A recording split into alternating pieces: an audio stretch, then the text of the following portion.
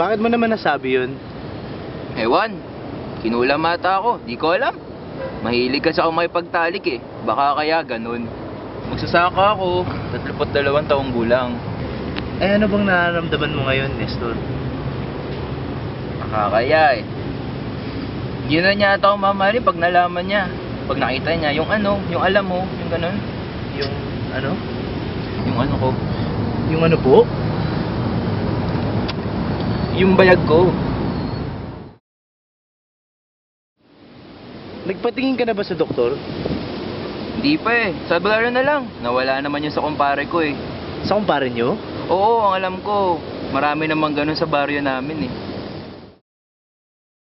Ano ba talaga ang meron kay Nestor? Kulam? STD?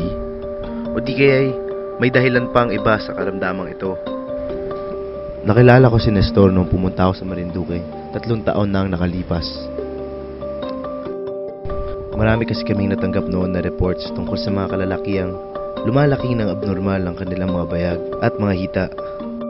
Pumunta kami para maimbestigahan ito. Nestor, patingin tayo sa doktor, gusto mo? Wag na, hindi na kailangan yan. Naku, parusa lang to siguro ng mga nuno sa punso. Wala naman sigurong mawawala sa inyo kung magpapatingin tayo, di ba? Sige, sige. Let's G. Inakala naming STD ang sakit ni Nestor. Hindi pala. Ang kanyang sakit ay tinatawag na filariasis.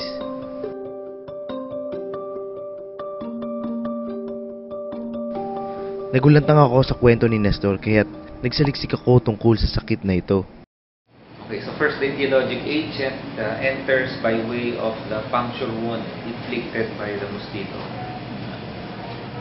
That is a third-stage larva that ends up in the worm's natural habitat, which is the lymphatic vessels or lymph nodes. So the worms inside the vessels, these are now adult worms and larvae. They cause a mechanical obstruction to lymph flow. Coupled with the stimulation of the immune system by the worms, a cell-mediated and humoral-mediated type of immune response that diminishes the caliber of that already obstructed lymph vessel. And the result is a block in the lymphatic system, lymphatic obstruction, that now compromises collection of lymph fluid from that particular body part. So the end result is accumulation of lymph fluid from that body part, and the swelling, enlargement of that body part, be it the leg, the whole lower extremity, the scrotum of the male, one breast of a female, or one arm of a female, something like that. So it's lymphatic obstruction plus an additional secondary infection caused by bacteria or fungi that actually leads to further obstruction and eventual chronic disease that manifests as lymphedema, elephantiasis, further on becoming elephantiasis, when you now have fibrous tissue replacing elastic tissue, prolonged swelling of a body part resulting in thickening of the skin. This is what we now call elephantiasis. And if it affects the scrotum of the male, we call it hydrocele. Prolonged hydrocele also resulting in elephantiasis of the scrotum. So you have the scrotal skin now having elastic fibers replaced by fibrous tissue. So you divide it into two. No? Acute will be pain, tenderness, and swelling of a body part. The pain, tenderness, and swelling come and go. Repeated, periodic, episodic. Have acute exacerbations so many times over several years, then you get chronic disease.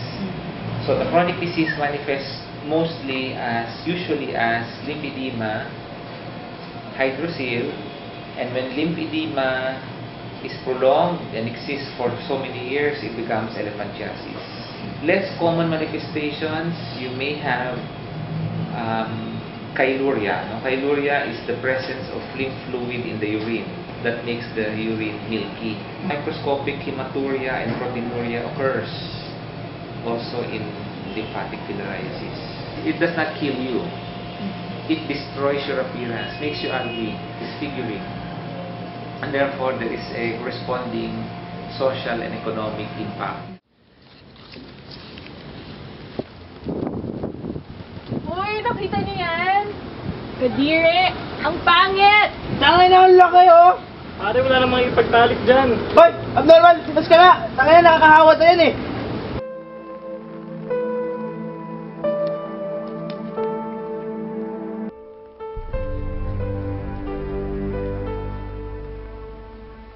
Putang inang buhay ko. Putang ina. Tangina, ayoko na.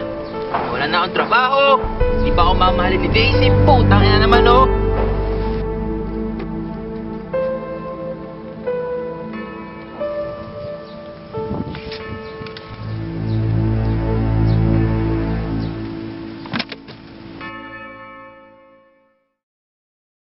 Oh, Nestor! Kumusta ka na? Eto. Yan ang malakas trabaho ng ako. Akala nila nakakahawa daw yung sakit ko kahit sabihin ko na hindi. Ayaw nilang maniwala. Pero kahit ako, natatakot ako na baka nakakahawa rin ako sa ibang tao. Kaya lumalayo na rin ako. Yung mga kapitbahay ko nga, pinagtatawanan ako eh. Kung makatitig sila, akala mo, halimaw yung nakikita nila.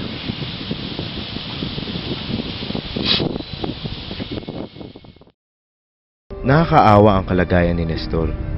At ang masaklap pa dito ay, hindi siya nag-iisa sa kanyang pagdurusa. Nakikita ito sa subtropiko at sa tropiko ng mga lugar. Ang mga filarial worms ay nagdudulot ng 20 hanggang 50,000 pagkamatay sa bawat taon. Sa Pilipinas, kulang na kulang ang datos tungkol sa filariasis. Ang huling datos na nakuha ko ay noong 1997 pa, kung saan halos 10 sa bawat 1,000 Pilipino ay apektado ng sakit na ito. Ito ay endemic sa 43 probinsya sa 11 rehiyon ng Pilipinas. Ano bang kinakatakot mo? Natakot. Natakot ako maging mag-isa sa buhay.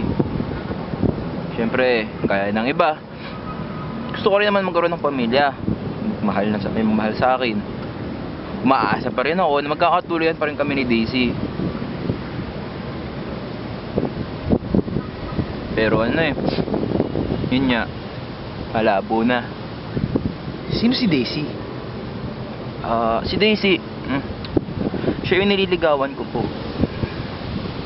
Huwag ka mawala ng pag-asa, Nestor. May magagawa pa tayo dyan. Nilapit ko si Nestor sa mga espesyalista sa karamdamang ito. Binigyan siya ng diethyl carbamazine citrate na dapat niyang inumin sa loob ng 12 araw. Naglagay kami ng chemically treated mosquito nets, mga isnang kumakain ng kitikiti sa irigasyon, at nagtanim din kami ng neem tree. Ngunit, hindi ito naging sapat para maayos ang kanyang deformidad at kailangan pa siyang sumailalim sa operasyon para mabalik sa dating anyo ang kanyang bayag. Nahirapan kaming maghanap ng doktor na tutulong sa amin, ngunit sa huli, nakakita rin kami ng doktor na papayag mag-opera kay Nestor. Nalunasan ang problema ni Nestor. Pero paano ang ibang mga Pilipinong nagdurusa dito?